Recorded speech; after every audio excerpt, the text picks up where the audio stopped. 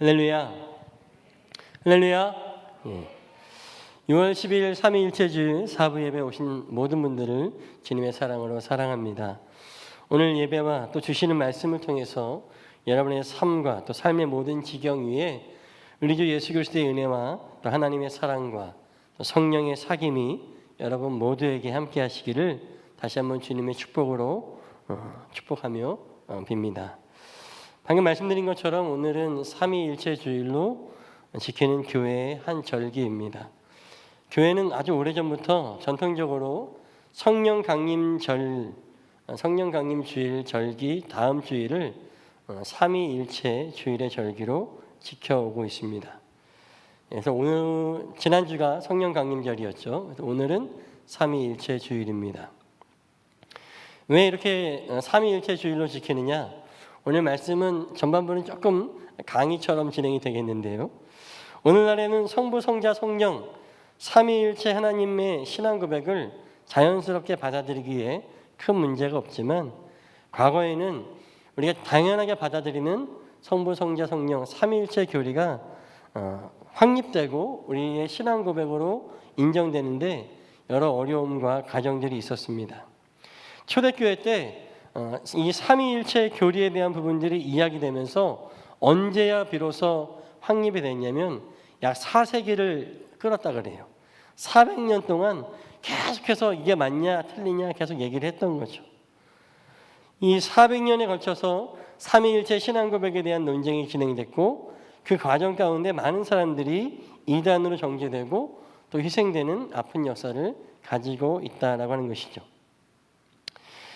그럼에도 불구하고 사람들이 이 삼위일체 교리를 포기할 수 없었던 이유가 무엇이냐면 이 삼위일체 신앙이 확립되지 않으면 우리가 믿는 기독교 신앙은 한 분 하나님이신 하나님을 섬기는 유일신 신앙이 아니라 여러 신을 인정하고 섬겨야 하는 일종의 다신교가 되기 때문에 그런 것입니다.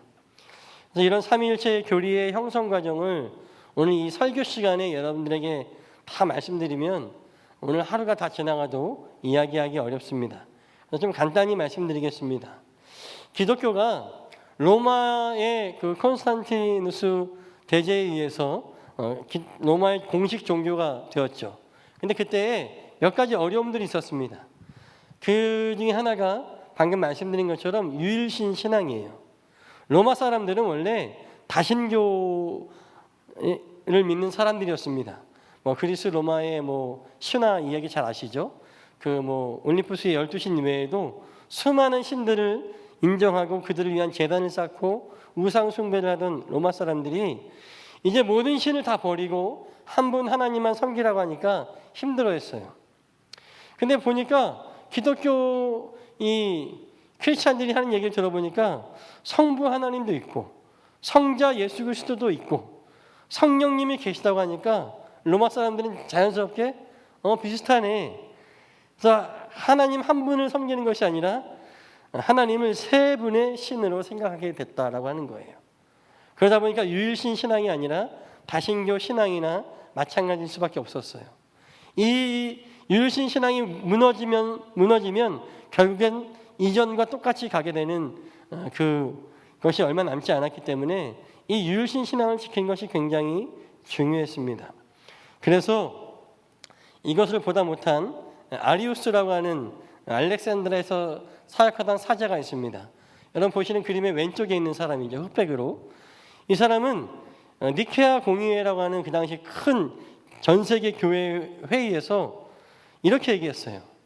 성자는, 즉 예수님은 성부 하나님께서 지으신 피조물이고 하나님과 예수 그리스도는 본질적으로 다르다라고 주장했어요. 따라서 우리 신앙의 대상은 성부 하나님 한 분이야. 우리의 유일신 신앙을 지켜야 돼 라고 얘기했어요. 이 아리우스라고 하는 사람도 유일신 신앙을 지키기 위한 좋은 의도였지만 그러나 그렇게 되면 예수님께서 이 땅에 오셔서 말씀하셨던 모든 예수님의 가르침을 부정하는 것과 마찬가지의 결과를 낳게 되었습니다. 더 이상 예수님이 구원자가 될 수 없고 예수님의 신성이 훼손되는 거죠. 그래서 이 오른쪽에 있는 사람 아타나시우스라고 하는 사제가 이렇게 다시 얘기했습니다. 성부와 성자 모두 하나님이시지만 한 하나님께서 여러 위격을 가지고 있습니다. 요새 위격이라고 하는 것은 페르소나라고 하는데요. 요새 이런 페르소나라고 하는 말 많이 듣죠. 나의 뭐 또 다른 자, 나의 뭐 또 다른 어떤 것들을 페르소나라고 하는데, 이 아타나시우스가 이렇게 얘기를 하는 거예요. 하나님의 페르소나가 있는데 그 중에 성자 예수님이 하나님의 또 다른 페르소나이다.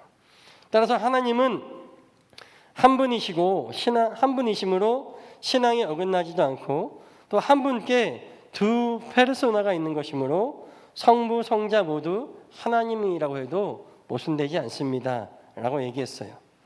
왜냐하면 복음서의 말씀에 보면 예수님께서 성부 하나님과 자신을 동일시하여서 가르치시는 부분이 많이 나타나기 때문에 그렇습니다. 교회는 이런 오랜 논쟁을 통해서 결국 아타나시우스의 위격인 주장을 받아들이게 되고, 또 이후에 성령 하나님에 대한 부분도 이와 같은 방식으로 정리되어서 우리가 오늘 고백하는 성부와 성자와 성령 삼위일체 하나님, 삼위일체 신앙 고백을 우리의 믿음으로 받아들여지게 된 것입니다.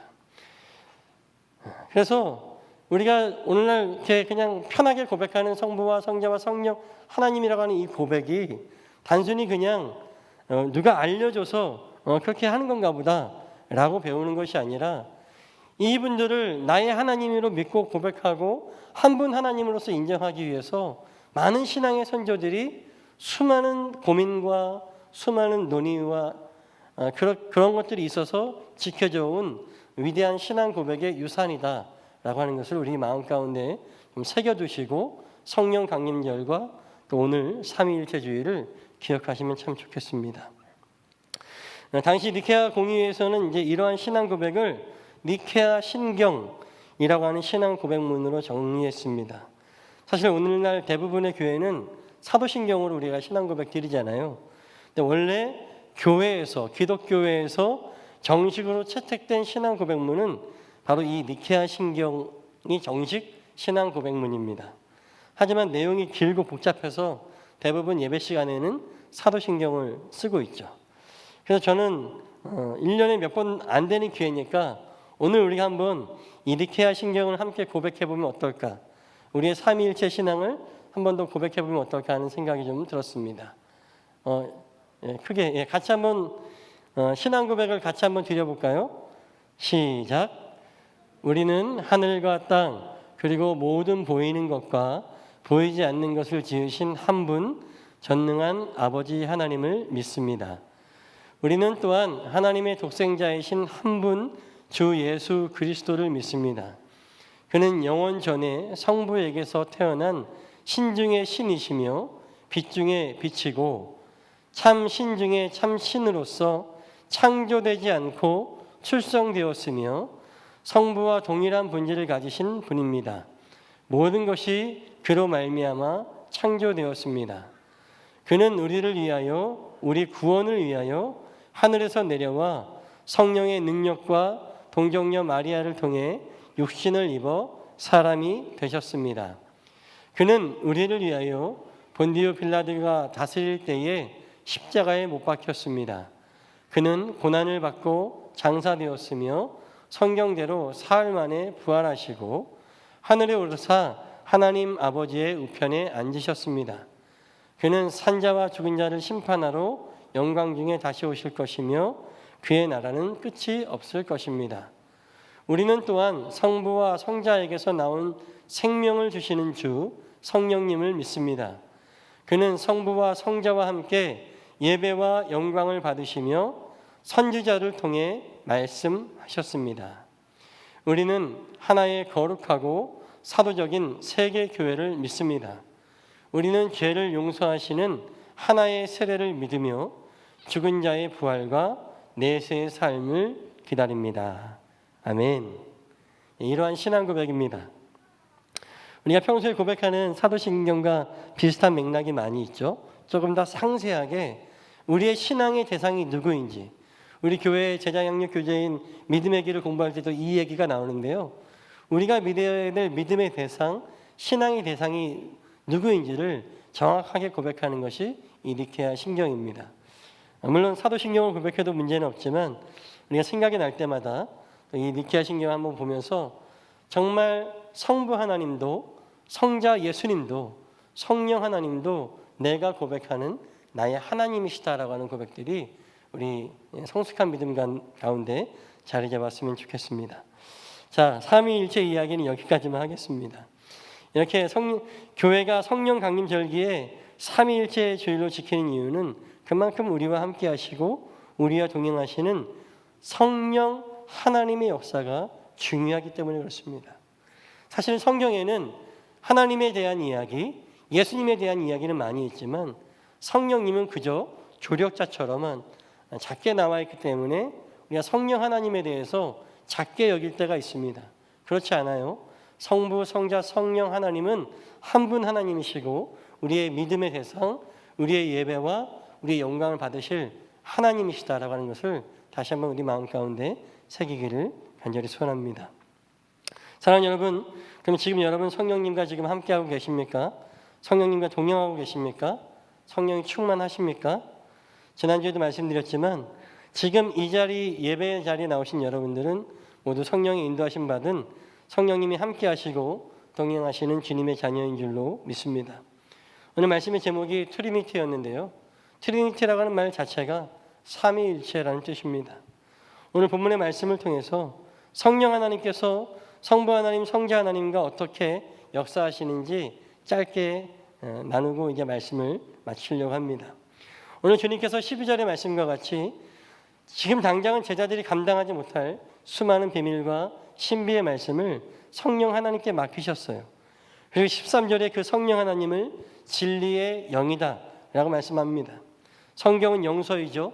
영적인 책이기에 성경을 읽을 때 문자의 표현 그대로 또 문맥을 살펴서 읽고 이해하는 것이 첫 번째로 중요하지만 거기서 멈추는 것이 아니라 성경의 단어 하나하나, 문장 하나하나가 무엇을 의미하는지 문맥을 넘어서 성경 전체의 흐름이 무엇을 말씀하신지 이해하고 노력하는 것이 중요해요.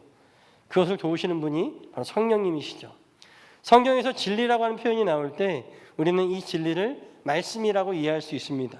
그리고 이 말씀, 특별히 요한복음서에서는 이 말씀이 로고스에 대해서 태초에 말씀이 계셨고 그 말씀이 육신이 되어서 우리에게 오셨다라고 고백하고 있죠. 이 진리는 곧 예수 그리스도 성자 하나님을 말씀하는 겁니다. 따라서 진리의 영이라는 것은 예수 그리스도의 영이시자 하나님의 영, 그 성령 하나님을 의미하는 것이죠. 13절에 이 성령님이 우리에게 오시면 이 진리의 영이신 성령님이 우리를 모든 진리 앞으로, 즉 말씀이신 그리스도 예수 앞으로 인도하실 것이다 라고 주님은 말씀하십니다. 사랑하는 여러분, 이 말씀에 우리의 신앙생활에 있어서 굉장히 중요한 포인트가 있어요. 우리가 우리의 구원자이자 우리에게 말씀으로 오셨던 예수님에 대해서 알기 위해서는 필연적으로 성령님의 인도하심을 구해야 한다는 것입니다. 성령님의 도우심이 아니고서는 우리가 아무리 말씀을 많이 읽어도 믿음이 생겨날 수 없고 예수 그리스도 앞으로 나아갈 수 없다고 하는 것을 오늘 말씀을 통해서 우리는 알 수 있습니다. 세상의 무신론 자들도 성경의 좋은 말씀을 인용하여 사용하잖아요. 그러나 그들에게는 성경이 명언이나 격언에 불과하지 살아계신 하나님의 말씀이자 예수 그리스도가 될 수 없습니다. 왜요? 그들 가운데는 성령이 역사하시지 않기 때문에 그렇습니다. 하지만 삼위일체 하나님을 믿음으로 고백하는 우리는 예배의 자리로 나와서 말씀을 읽으면서 이 말씀 가운데 그리스도 앞으로 나아가게 하시는 성령님의 인도하심을 받는다는 것을 깨닫는 우리 모두가 되시길 간절히 소원합니다. 그리고 이 말씀이 연약한 우리의 믿음을 분명하게 하시고 굳게 서게 하시는 겁니다. 그런데 13절 후반부의 말씀에 성령 하나님의 놀라운 반전이 숨어 있는데요. 우리 같이 한번 읽어보겠습니다. 13절 후반절에 그는, 거기서부터 같이 읽어보겠습니다. 시작. 그는 자기 마음대로 말씀하지 않으시고 듣는 것만 일러주실 것이요 앞으로 올 일들을 너희에게 알려주실 것이다. 아멘. 성령님도 하나님이신데 하나님께서 마음대로 말씀하지 않으신대요. 왜냐하면 성령님은 하나님의 한 위격 페르조나로서 성령님의 역할은 하나님의 의지, 하나님의 말씀이신 예수 그리스도의 가르침을 전하고 생각나게 하시고 깨닫게 해주시는 분이 바로 성령 하나님의 역할이기 때문에 그렇습니다. 성령님을 보혜사라고도 하는데 잘 아시죠? 헬라어로 파라클레토스라고 합니다. 이 말의 의미는 돕기 위해 우리의 곁에 부르심을 받은 분이 성령님이세요. 즉 성령님은 하나님의 말씀, 그리스도의 말씀을 자신의 의지와는 상관없이 우리에게 전달하시고 또한 우리의 신음과 부르짖음을 듣고 성부 하나님께 전달하시는 역할을 하시는 분이 성령 하나님이십니다. 성령 하나님이 주체적이지 않다는 뜻이 아니라 이미 성부 하나님의 의지가 성령 하나님의 의지이기 때문에 전달하시는 것으로 충분하시다라고 하는 거예요. 그래서 오늘 말씀에는 듣는 것만 일러주실 것이다 라고 말씀합니다. 이 말씀에 오늘 우리 신앙생활에 중요한 힌트가 있다고 하는 거예요. 성령님과 동행하는 우리의 삶, 우리가 해내야 될 성령 사역들은 나의 자의적인 판단이나 행동이 아니라 성령 하나님께서 그러신 것처럼 우리도 예수님의 삶을 우리의 삶 가운데 그대로 드러내는 것이 최선이라고 하는 거예요. 주님께서 한쪽 뺨을 내주면 다른 뺨도 내주라고 하신 것처럼 오리를 걸어가자고 하면 십리를 함께 걸으라고 하셨던 것처럼 때로는 현재 내 생각에 내 판단으로는 이해할 수 없는 명령에도 순종할 수 있는 태도가 참 중요하다라고 하는 것입니다. 주님의 말씀을 최대한 잘 이해하고 헤아리는 노력은 참 중요합니다. 저는 개인적으로 그걸 굉장히 중요하게 생각해요. 그러나 그보다 더 중요한 것은 순종의 영성이라고 하는 거예요. 내가 이해할 수 없다고 해서 주님의 말씀이 아닌 것도 아니고 하나님이 아니신 것도 아닙니다. 성부, 성자, 성령 삼위일체 교리가 이해될 수 없다고 해서 우리의 신앙 고백이 아닌 것이 아니기 때문입니다. 우리가 이해할 수 없는 부분, 우리의 지각을 뛰어넘는 부분에 있어서 주님께서 우리에게 요구하시는 바는 바로 순종의 영성입니다.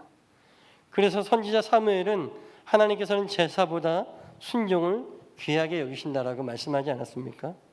아까 우리 엔데우스 찬양팀이 마지막 찬양 한 사람을 부를 때 좀 마음에 좀 깊이 와닿았어요. 우리 솔로 하시는 집사님이 아주 감성적인 음색으로 부르시는데 하나님이 찾으시는 사람 그 한 사람이죠. 나의 말에 순종하는 자, 하나님의 음성에 순종하며 그것을 따르는 사람, 그 한 사람이면 충분합니다. 때로 예수 그리스도의 가르침이 나의 마음과 안 맞을 수 있어요. 호불호가 있을 수 있죠. 그러나 내가 이해하고 이해하지 못하고 내 지각에서 이해되고 지각을 뛰어넘는 것이든 거기서 가장 중요한 것은 그 말씀에 순종할 수 있는 순종의 영성이다라고 하는 것입니다. 성령 하나님께서도 자신의 의지로 말씀하지 않으시고 하나님이 주신 말씀, 예수 그리스도의 말씀을 그대로 전달하셨는데 죄송합니다. 내가 뭐라고, 우리가 뭐라고 하나님의 말씀을 판단하며 우리가 거기에 칼질을 하고 내 임의대로 내 판단대로 전하겠습니까? 성령님도 그렇게 하지 않으셨는데 순종의 영성, 그 영성이 우리 신앙생활에 가장 중요한 포인트가 되시기를 주의 이름으로 간절히 소망합니다. 오늘 우리의 신앙의 태도는 어떻습니까? 어떤 노력도 다 좋지만 모쪼록 순종이라고 하는 커다란 그릇에 담기는 귀한 믿음, 귀한 신앙의 삶이 되시기를 축복합니다. 예, 사랑하는 여러분, 오늘 말씀을 통해서 우리가 성령님에 대해서 좀 다시 한번 깊이 생각해 봤는데요. 오늘 이 한 가지만 기억하면 좋을 것 같아요. 성령 하나님께서도 순종하셨다고 하는 것입니다. 예수님의 겟세마네를 기억해 보십시오. 예수님이라고 의지가 없으셨던 거 아닙니다. 하지만 예수님도 순종하셨습니다. 자신이 죽는 일에 동의하시고 내가 그냥 죽는 것이 아니라 찢겨져 매맞아서 못 박혀 죽는 일에 동의하시고 순종하신 그 순종의 영성. 우리가 오늘 성령 강림절 후에 삼위일체 주일 성령님에 대한 이야기를 함께 나누면서 우리 마음 가운데 그 무엇보다도 중요한 것은 제사보다 예배보다 더 귀하게 여기시는 것은 순종의 영성이라고 하는 것 우리가 기억했으면 좋겠습니다. 저는 지금 여러분에게 맹종, 무조건적인 복종을 말씀드리는 게 아닙니다.